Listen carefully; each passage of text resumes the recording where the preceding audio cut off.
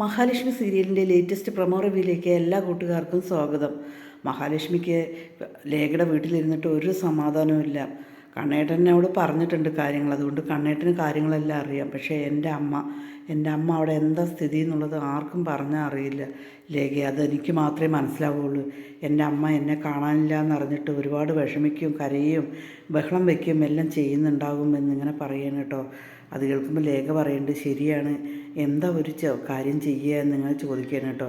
അപ്പം അതേസമയം മാർക്കോട് ചോദിച്ചതിന് ശേഷം മഹാലക്ഷ്മി മോഹിനിയെ വിളിക്കുകയും കാര്യങ്ങൾ പറയുകയും ചെയ്യണം കേട്ടോ. എന്നിട്ടാണ് മോഹിനിക്കൊരു സമാധാനം കിട്ടുക. അതുവരെ മോഹിനി പച്ചവെള്ളം കുടിക്കാതെ അവരെ ഓരോരുത്തരെയും കുറ്റപ്പെടുത്തിക്കൊണ്ട് കരഞ്ഞുകൊണ്ടും ഇരിക്കുകയാണ് കേട്ടോ. അതേസമയം നമ്മുടെ മേഘനാഥൻ കള്ളു കുടിക്കാത്ത എല്ലാം കൂടിയിട്ട് സന്തോഷമായിട്ട് മുല്ലപ്പൂവൊക്കെ വാങ്ങിയിട്ട് ഇന്ന് എന്തായാലും ശരി, ഇവൾ കുറേ ദിവസമായി ഞാൻ തൊടുകയോ അടുത്ത് പോവുകയോ ചെയ്യുമ്പോൾ മാറി മാറി പോകണു. പേര് പറയുന്നത് എന്താ, കള്ളു കുടിക്കണ കാരണമാണെന്ന്. ഇന്ന് എന്തായാലും ഞാൻ ശരി കള്ളു കുടിക്കില്ല എന്ന് പറഞ്ഞ് മുല്ലപ്പൂവൊക്കെ വാങ്ങിയിട്ട് മഞ്ജുവിനെയും കാത്തിട്ട് ഇങ്ങനെ ബെഡ്റൂമിലിരിക്കുകയാണ് കേട്ടോ. മഞ്ജു പോയതും നല്ല പോലെ പറയുന്നുണ്ട്, ഇനി മേലിൽ എന്നെ ഇങ്ങനെ തൊടാൻ പറ്റില്ല എന്ന്. എന്തുകൊണ്ട് കാരണം എന്നിങ്ങനെ ചോദിക്കുകയാണ് കേട്ടോ. അതേസമയം എൻ്റെ ഏടത്തിയമ്മയെ കാണാനില്ല, അത് മഞ്ജു അറിയുന്നുണ്ട്, ഏടത്തിയമ്മയെ കാണാനില്ല എന്ന് പറഞ്ഞതിന് ശേഷം മേഘനെ മഞ്ജു തൊടാൻ പോലും അനുവദിക്കില്ല കേട്ടോ. അതേസമയം പിറ്റേ ദിവസം മഞ്ജു സാഗറെ കാണാൻ വേണ്ടി പോവുകയാണ് കേട്ടോ. സാഗറെ കാണാൻ പോയിട്ട് കാര്യങ്ങളെല്ലാം പറയുകയാണ്.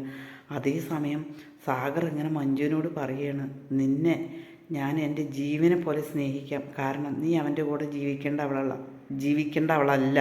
നീ നല്ലൊരു പെൺകുട്ടിയാണ്, നീ നല്ലൊരു സ്വഭാവത്തിന് ഉടമയുമാണ്. ഏതായാലും ശരി, ഞാൻ മേഘം പറഞ്ഞിട്ടാണ് എല്ലാ കാര്യങ്ങളും മഹാലക്ഷ്മി ചെയ്തത്. അല്ലാതെ ഞാൻ ഇതുവരെ ഒരു പെണ്ണുങ്ങളുടെ പിന്നിൽ പോവുകയോ അല്ലാതെ ഒരു ചീത്ത സ്വഭാവത്തിൽ പെടുകയോ ഞാൻ ചെയ്തിട്ടില്ല. മഞ്ജുവിന് സമ്മതമാണെങ്കിൽ, മഞ്ജുവിന് എനിക്ക് ഒരുപാട് ഇഷ്ടമാണ്. അതുകൊണ്ട് മഞ്ജുവിന് സമ്മതമാണെങ്കിൽ മഞ്ജു ആ മേഘൻ്റെ നിന്ന് ഒഴിവായി വന്നു കഴിഞ്ഞാൽ ഞാൻ നിന്നെ സ്വീകരിക്കാം, ഞാൻ നിന്നെ അതുപോലെ പൊന്നുപോലെ ഞാൻ നോക്കുകയും ചെയ്യാം എന്നിങ്ങനെ പറയണം കേട്ടോ.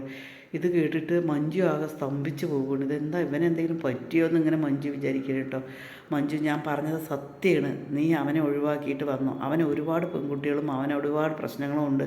നീ അവൻ്റെ കൂടെ ജീവിച്ചത് കൊണ്ട് ശരിയാവില്ല എന്നിങ്ങനെ മഞ്ജുവിനോട് പറയണം കേട്ടോ സാഗർ.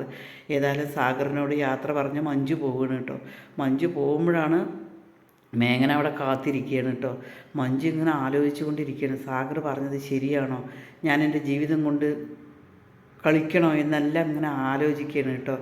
അതിനുശേഷം രാത്രിയിൽ മാർക്കോ വരികയാണ്. മാർക്കോ വന്നിട്ട് മഹിയെ വിളിക്കുകയാണ്. എന്തായാലും ശരി, ഇത്ര ദിവസം അവർ സന്തോഷിച്ചില്ലേ, വരും നമുക്കൊന്ന് പോയി എല്ലാവരും മഹാലക്ഷ്മിയുടെ പ്രേതത്തെ ഒന്ന് കാണട്ടെ എന്ന് പറയുകയാണ്. അതിനുശേഷം മഹാലക്ഷ്മിയും മാർക്കോയും കൂടിയിട്ട് ആദ്യം പ്രതാപൻ്റെ വീടിൻ്റെ അവിടേക്കാണ് പോകുന്നത് കേട്ടോ.